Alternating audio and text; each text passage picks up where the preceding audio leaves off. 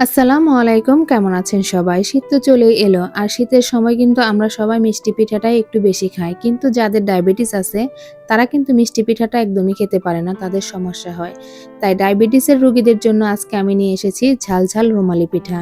এই পিঠাটা আপনি একবার যাকে করে খাওয়াবেন সে আপনার প্রশংসা করতে বাধ্য। এত মজাদার এবং সহজেই এই পিঠাটা তৈরি করা যায়। চলুন তাহলে মূল রেসিপিতে চলে যাই। আমি কিভাবে এই পিঠাটা তৈরি করেছি একদম সহজভাবেই আপনাদের সাথে শেয়ার করব। প্রথমে আমি এখানে ১ কাপ পরিমাণ আতপ চাউলের গুঁড়া নিয়ে নিয়েছি। এটা আমি ফ্রিজ থেকে বের করে নিয়েছি, এজন্য একটু দলা পেকে আছে। আর এখানে আমি ১/২ চামচ পরিমাণ লবণ দিয়ে সবকিছু একটু ভালোভাবে মিশিয়ে নেব আর দলাগুলোকে ভেঙে নেব। এখন আমি এখানে ১ কাপ পরিমাণ কুসুম গরম পানি নিয়েছি, যেহেতু ফ্রিজ থেকে বের করেছি ঠান্ডা, এজন্য ১ কাপ পরিমাণ কুসুম গরম পানি নিয়েছি। এখানে আমার সবটা পানি লাগেনি, দেখুন কতটুকু পানি লেগেছে, ১/২ কাপের থেকে একটু বেশি পানি লেগেছে।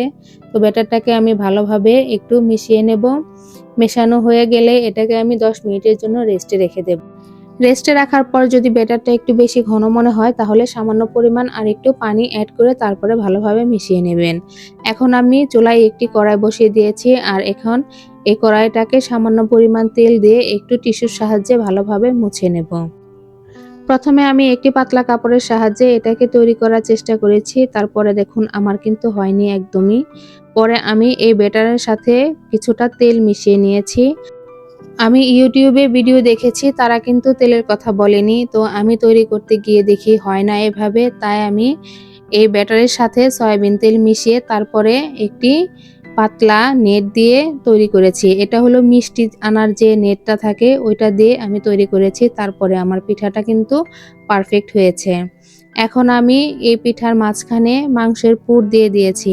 আর মাংসের পুরটা আমি আগে থেকে মাংস সিদ্ধ করে তারপরে পেঁয়াজ, কাঁচামরিচ এবং সব ধরনের মসলা দিয়ে মাংসটাকে ভেজে নিয়েছি। আর এটার যদি ভিডিও দেখতে চান তাহলে আমার পেজে দেওয়া আছে বা আমার ইউটিউব চ্যানেলেও দেওয়া আছে, দেখে নিতে পারেন। তো দেখতেই পারতেছেন কত সহজেই আমি তৈরি করে নিলাম এই রুমালি পিঠা। আপনাদের বোঝার সুবিধার্থে আমি আরেকটা পিঠা তৈরি করে দেখাচ্ছি, একদম সহজ। আর অবশ্যই এই টিপসটা মাথায় রাখবেন যে অবশ্যই কিন্তু ব্যাটারের সাথে সয়াবিন তেল দিতে হবে, না হলে কিন্তু আপনারা পিঠাটা সুন্দর পারফেক্ট তৈরি করতে পারবেন না। ঝটপট তৈরি হয়ে গেল আমার রুমালি পিঠা।